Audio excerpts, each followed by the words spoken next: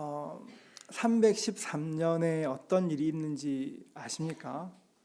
작년도 기억 안 나는데 313년을 물으면 313년 기독교 역사에 굉장히 중요한 해입니다. 왜냐하면 이때 밀라노 칙령이 있었습니다. 이제까지 기독교는 로마 제국에서 핍박받는 종교였지만 313년 밀라노 칙령을 통하여서 기독교가 공인되었고 기독교가 제국의 종교로 바뀌게 됩니다. 참 좋은 일이었지만 이때부터 기독교의 타락이 시작되기도 합니다. 지하교회에서 어렵게 믿음을 지키며 신앙생활을 했는데 어느 순간 황제의 종교로 종교가 바뀌었습니다. 그러니까 많은 사람들이 예수를 찾아 예수를 믿기 위해서 교회에 오는 것이 아니라 수많은 사람들이 각자의 이유를 가지고 또 다른 이유를 가지고 교회로 들어오기 시작하였습니다. 그러다 보니까 초대교회에 가지고 있었던 그런 강력한 거룩함들이 많이 훼손되기 시작하였습니다. 많은 사람들이 믿음을 잃어버리기 시작했습니다. 교회는 얼마 지나지 않아 세속화의 급류를 타게 됩니다. 그러자 많은 신실한 성도들은 도시를 떠나 광야로 사막으로 자기의 믿음을 지키기 위해서 떠나가게 됩니다. 그곳에서 순수한 믿음을 지키고 싶었기 때문에 사람들이 없는 곳으로 멀리 떠났습니다. 훗날 사막으로 간 사람들을 어떻게 부르냐면 사막교부다 이렇게 부릅니다. 사막교부. 신학대학 시절 초대 교회사 시간에 사막교부들에 대한 그런 이야기를 듣고 꽤 큰 충격을 받았었습니다. 대표적인 분이 시메온이라는 분이 계신데요. 시메온은 사막에 17m 정도 되는 기둥을 세우고 그 위에서 무려 30년 동안 살았습니다. 기둥 위에서 날마다 내려오지 않고 죽는 날까지 하늘을 보며 기도하며 살았습니다. 사람들은 시메온을 기둥성자다 불렀습니다. 여러분 생각해 보십시오. 30년 동안 거친 음식을 먹으며 사막의 기둥 위에 자신의 몸을 묻고 살아가는 것이 얼마나 고단하고 힘든 삶이었겠습니까? 시간이 지나 그의 한쪽 다리가 점점 곪고 썩게 되는 병에 걸렸습니다. 다리에는 진물이 흐르고 구더기가 붙기 시작하였습니다. 다리가 점점 골마가고 썩어갈 때도 시메온은 치료받기를 거절하였습니다. 대신 다리에서 떨어진 구더기들을 모아다가 다시 자기 몸에 붙여서 자기 몸을 괴롭게 했습니다. 이렇게 했던 이유가 뭘까요? 이렇게 자기 몸을 괴롭게 했던 이유가 뭘까요? 그것은 금욕과 고행을 통해서 하나님의 거룩함에 가까이 갈 수 있다고 믿었기 때문에 그렇습니다. 당시 사람들은 거룩함을 추구하면서 극단적인 금욕과 고행을 택하였습니다. 당시에 이런 분이 꽤 많았습니다. 시아란이라는 분이 계십니다. 시아란은 빵을 먹을 때 잼을 발라 먹는 것이 아니라 빵을 모래와 함께 먹었습니다. 빵을 먹지 않고는 살 수 없으니까, 하지만 모래와 같이 먹으면 그 모래가 자신의 몸을 괴롭힐 것이니 내 몸이 괴로워지면 더 거룩할 것이다 이렇게 생각하였습니다. 이런 이야기들은 별로 상식적인 이야기도 아니고 정말 주님께서 그런 삶을 기뻐하셨을까 생각이 들기도 합니다. 사막 교부들의 삶이란 책이 있습니다. 제가 대학 때 수업을 듣고 이분들의 삶을 더 알고 싶어 구입했던 책인데 이 책에는 이런 이야기들이 가득합니다. 사막의 수도자들이, 사막의 교부들이 열심을 내는 방향을 차치하고 사실 책을 읽는 내내 이들의 열정에 굉장히 감동받았습니다. 이들에게는 그 마음에 어떻게 하면 내가 더 거룩해질 수 있을까? 어떻게 하면 내가 더 하나님 닮을 수 있을까? 그런 열망들이 가득하였습니다. 그러나 그 시대 사람들이 가졌던 정서들, 그러니까 우리의 육신이 죄를 범하게 하니 몸은 썩어 없어져야 된다 이런 생각들, 영은 선하고 몸은 악하다 이런 생각들 잘못된 것입니다. 이런 사람들은 결국 영적으로 절제하는 수준을 뛰어넘어 지나친 금욕주의와 고행주의로 흐르게 됩니다. 여러 아쉬움이 있지만 이들의 그 몸부림만은 교회가 세속화될 때 그 교회를 지켜내기 위해서, 자신의 믿음을 지키기 위해서 몸부림쳤던 그것들은 굉장히 놀랍습니다. 주님에 대한 간절한 소망, 거룩함에 대한 간절한 소망으로 육체에 속한 것들, 세상에 있는 것들은 가능한 줄이고 오직 하나님만 바라보며 평생을 살았습니다. 최근에 제가 이분들의 책을 다시 꺼내 읽으면서 그런 마음의 소원이 듭니다. 이분들처럼 살 수는 없지만 이분들처럼 거룩함을 추구하는 마음이 있으면 좋겠다. 내가 이렇게 고행하지 못하지만, 다이어트도 힘든데 어떻게 고행을 하겠습니까? 그것은 힘들지만 그럼에도 불구하고 내가 주님을 닮아가는 거룩한 추구가 있으면 좋겠다. 그런 마음에 간절한 소원이 생깁니다. 전 여러분에게도 주님을 향한 그런 간절한 거룩함의 소망이 있기를 주의 이름으로 축복합니다. 그렇다면 이런 사람들이 원했던, 간절히 소원했던 거룩함이 무엇일까요? 여러분, 우리가 거룩함에 대해 가지는 이미지가 있습니다. 우리는 거룩함을 생각하면 어떤 태도나 영적인 자세, 때로는 그 거룩함을 영적인 능력과 동일시하기도 합니다. 그런데 거룩함에 대해서 이야기할 때, 아니 성경에 대해서 모든 개념들을 이야기할 때 우리는 가장 먼저 성경은 무엇이라 말하고 있는지 성경부터 확인해야 합니다.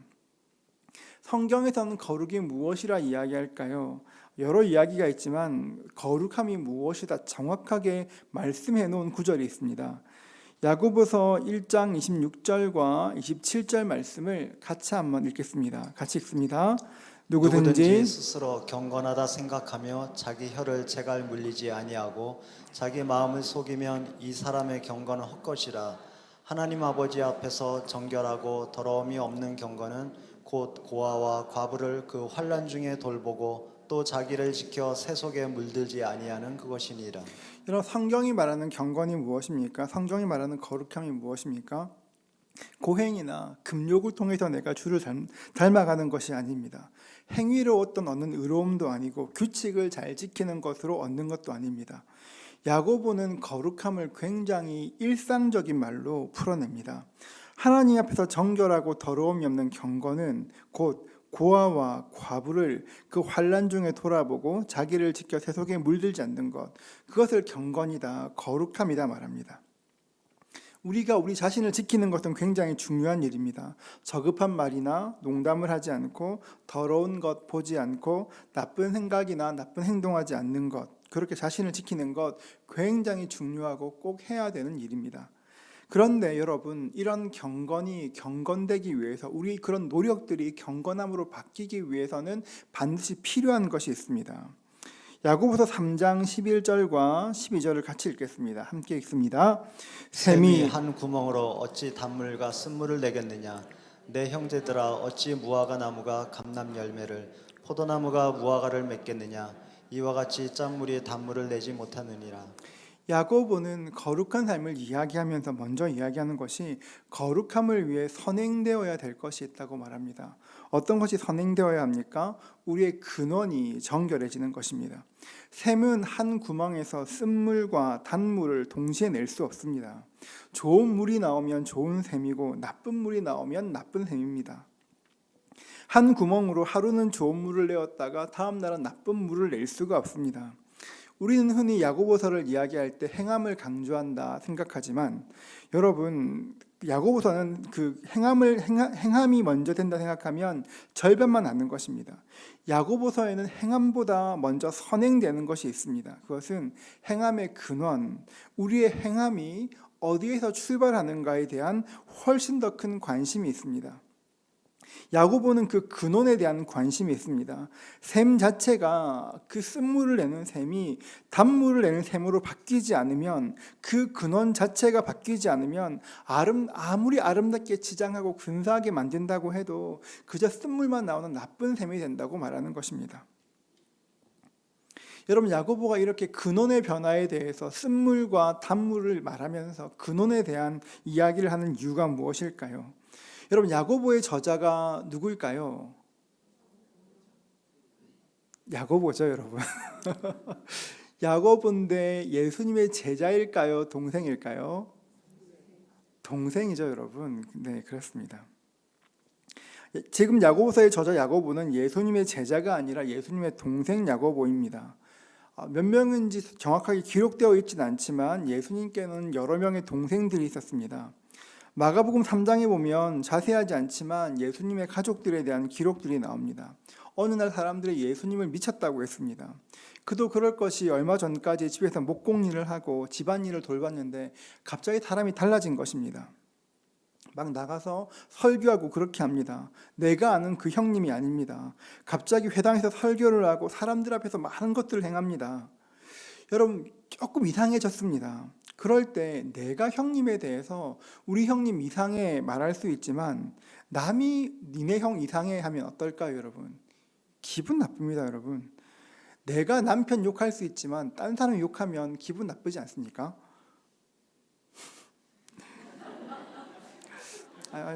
제자반때 많이 그렇게 하더라고요. 그래서 예수님의 형제들이 형님을 데리러 갔습니다. 저는 예수님의 동생들을 생각하면 참 대단하다 생각합니다. 여러분, 예수님의 동생들이 예수님을 정말 구원자로 믿었을까요? 믿었습니다. 분명히 믿었습니다. 어떻게 알 수 있냐면 사도행전 1장 14절을 같이 읽겠습니다. 같이 읽습니다. 여자들과 예수의 어머니 마리아와 예수의 아우들과 더불어 마음을 같이하여 오로지 기도에 힘쓰더라. 성경에서는 여자들과 예수님의 어머니 마리아와 예수님의 아우들이 더불어 함께 기도했다고 말합니다. 그 동생들이 예수님을 구주로 믿었습니다. 그런데 저는 이 일이 결코 쉽지 않았을 것이라 확신합니다. 야고보에게도 예수님은 형님이었습니다. 분명 저는 예수님께서 마음 좋은 형님이었을 것이라 확신합니다. 그런데 형제라는 것이 늘 좋기만 한 것은 아니지 않습니까? 가끔씩은 예수님과 싸우기도 했을 것입니다. 아무리 착하고 좋은 형님이라고 해도 그 형님이 어느 날 갑자기 내가 하나님의 아들이다 이렇게 이야기하면 어떨까요, 여러분? 아마 다른 사람보다 몇 배는 더 받아들이기 힘들었을 것입니다. 예수님께서 제자들을 부르셨습니다. 갈릴리, 그러니까 나사렛 근처에 있는 사람들을 모으셨습니다. 예수님께서 갈릴리에 있는 사람들에게 나를 따라오라 말씀하실 때 예수의 그 부름을 듣고 많은 제자들이 자신의 삶을 주님께 드렸습니다. 헌신했습니다. 예수님께서 수많은 제자들을 콜링할 부르실 때에 야고보는 그 자리에 함께 있지 못했습니다. 사람들이 예수님 말씀을 듣고 큰 은혜를 받았습니다. 많은 기적들을 보았습니다. 그 일이 일어나고 있지만 예수님의 동생 야고보는 그 현장에 함께하지 못했습니다. 제자들은 가끔씩 예수님께 꾸중을 듣기도 했습니다. 여러분, 예수님께서 이렇게 야단치시는 것이 미워하고 싫어하는 것이 아니라 혼내시는 것이 아니라 가르치기 위해서 말씀하시지 않습니까? 그런 가르침의 자리에도 함께 있지 못했습니다. 여러분, 그럼 야고보가 언제 예수님을 믿게 되었을까요? 고린도전서 15장 7절과 8절은 말합니다. 우리 같이 읽겠습니다. 그 후에 야고보에게 보이셨으며 그 후에 모든 사도에게와 맨 나중에 만삭되지 못하여 난 자 같은 내게도 보이셨느니라. 예수님께서 그의 아우 야고보에게 나타나시고 그 후에 모든 사도에게도 나타나셨다고 이야기합니다. 야고보는 예수를 만났습니다. 부활하신 예수님을 만났습니다. 여러분, 그 순간 한번 상상해 보십시오. 그 부활하신 예수님, 십자가에 못 박혀 처참하게 죽었던 형님이 자기 눈앞에 살아나 있는 것입니다. 부활해서 자기 눈앞에 서 있었습니다. 얼마나 놀랐을까요? 분명히 자기가 그 형님이 죽는 거 보았는데 그 형님이 살아서 자기 앞에 있는 것입니다. 부활하신 예수님을 보고 난 뒤에 야고보의 자아가 꺾였습니다. 예수를 만나고 자신의 삶이 완전히 바뀌었습니다.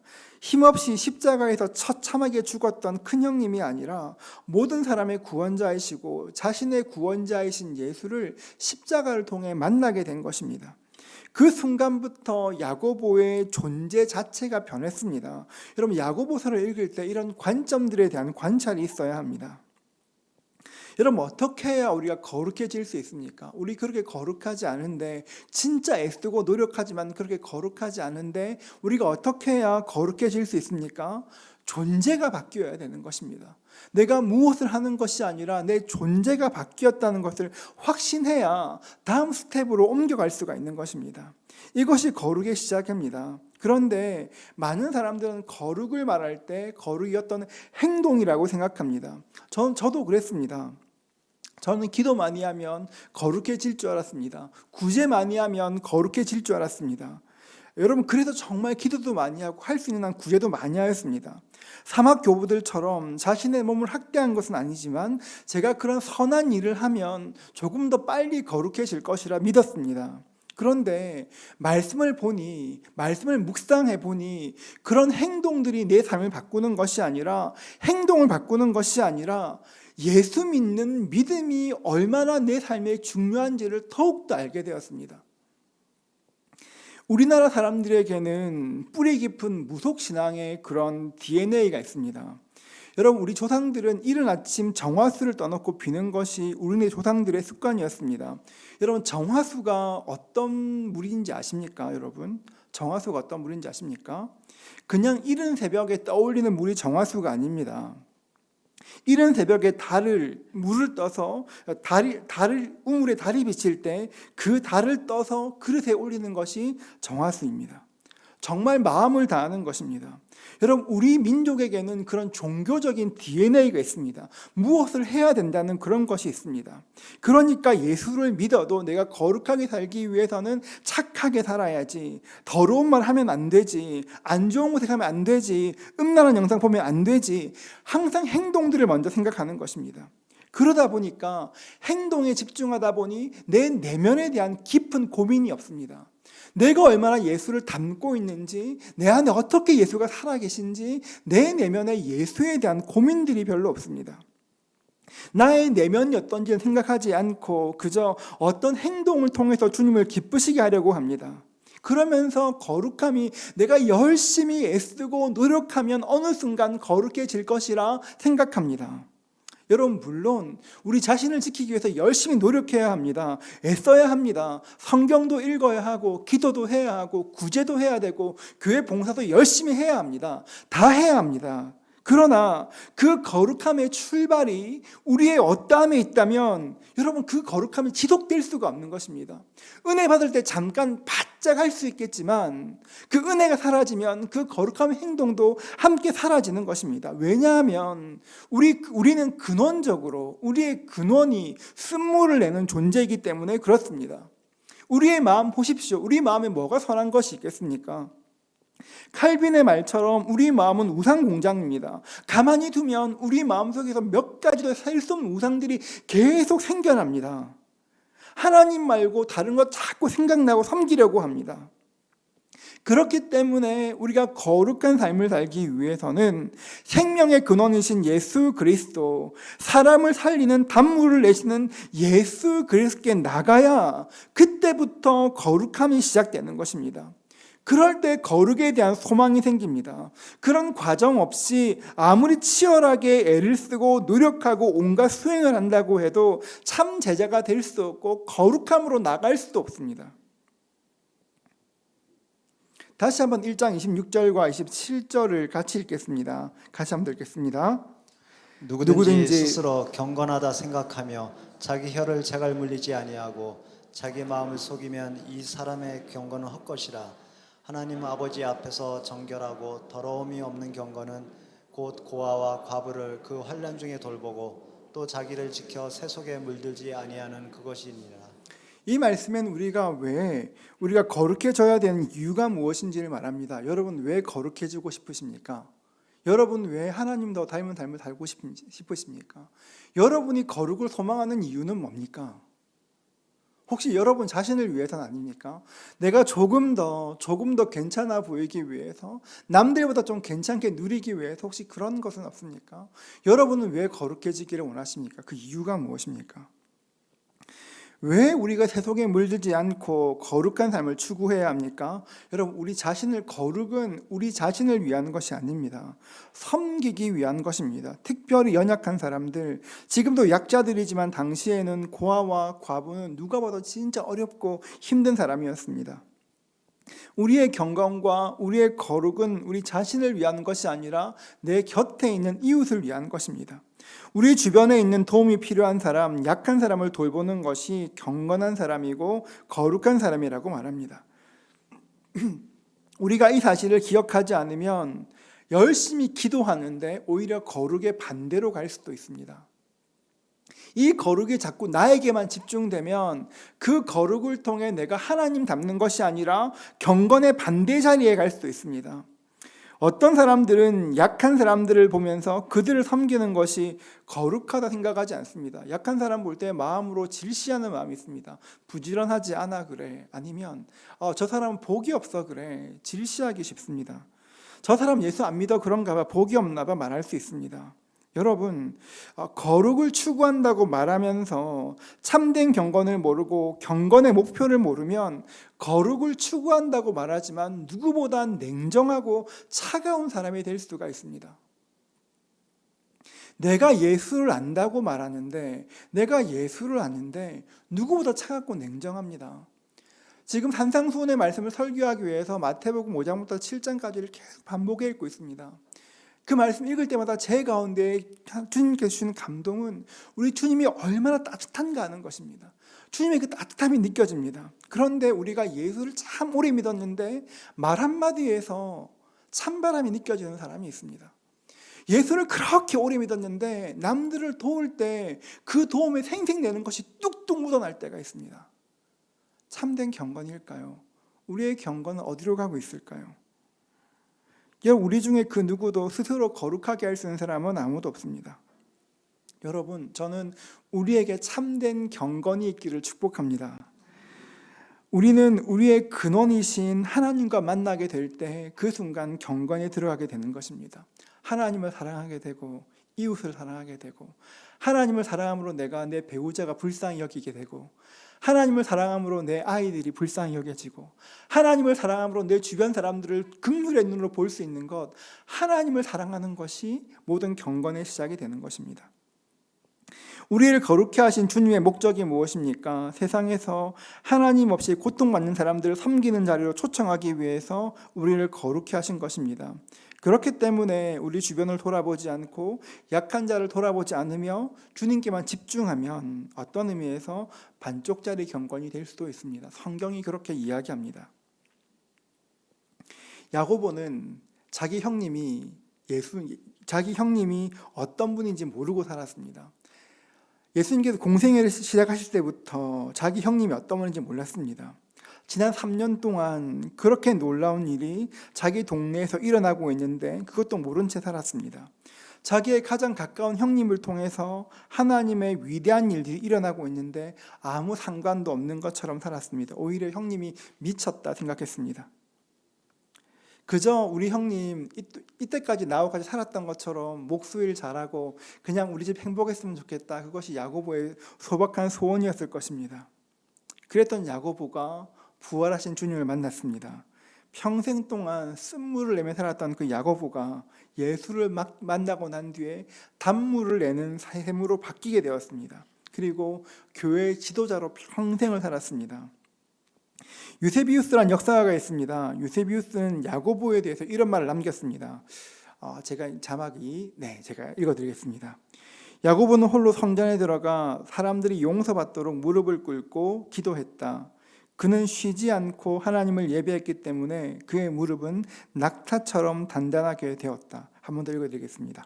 야고보는 홀로 성전에 들어가 사람들이 용서받도록 무릎을 꿇고 기도했다. 그는 쉬지 않고 하나님을 예배했기 때문에 그의 무릎은 낙타처럼 단단하게 되었다. 그래서 야고보의 별명이 낙타 무릎입니다. 야고보는 하나님을 모른 채 고통받고 있는 사람들, 자기 중심적으로 여전히 죄 가운데 사는 사람들이 용서받고 돌아올 수 있도록 쉬지 않고 기도하였습니다. 그러다가 야고보도 결국 순교하였습니다. 요세푸스의 유대 고대사에 보면 야고보는 62년경 대제사장 아나누스의 명령에 따라 돌에 맞아 순교했다고 기록되어 있습니다. 그가 순교했을 때 예수님 믿지 않았던 많은 유대인들조차도 불공정하다 외치며 항의하였습니다.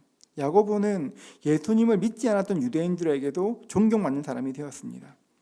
야고보는 치열하게 기도했습니다. 그리고 또 하나 치열하게 섬겼습니다. 나에게 있는 것 가지고 치열하게 섬겼습니다.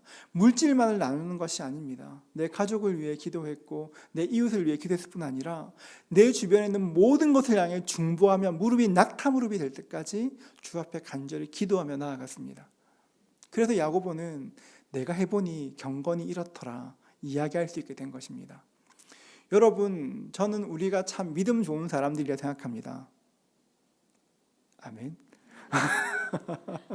네, 우리 되게 믿음 좋은 여러분, 이 수요일 날 교회 나오신 분들은 여러분 정말 훌륭하신 분들이십니다. 아멘 하지 않으시는군요. 어떻게 이 시간에 나오셨어요, 여러분? 대단하죠. 그런데 우리의 하나님을 향한 사랑과 열정이 이웃에게로 흘러가지 않으면, 내 안에서 머무르게 있으면 언젠가 썩게 될 겁니다, 여러분. 고이면 썩게 될 것입니다. 주님 뵐 때 내가 준 것 어떻게 했니 물으실 때 주님 여기 있다 썩었어요 말하게 될 것입니다. 여러분 그런 삶을 원하십니까? 주님 곧은 아니고 언젠가 주님 언젠가 뵙게 될 것인데 여러분 그렇게 사시겠습니까? 어떻게 섬겨야 될지 한번 고민해 보십시오. 어떻게 내가 섬겨야 할지, 어떻게 마음을 나누어야 될지, 내 가까이 있는 다락방의 형제 자매들에게 어떻게 마음을 나누어야 될지, 나의 아이들에게, 나의 배우자에게 어떻게 마음을 나누어야 될지. 참된 경건은 내 기도가 삶으로 바뀔 때 경건으로 변하게 됩니다. 우리 모두에게 우리의 기도가 삶으로 변화되는 그 은혜가 있으시기를 주의 이름으로 축복합니다.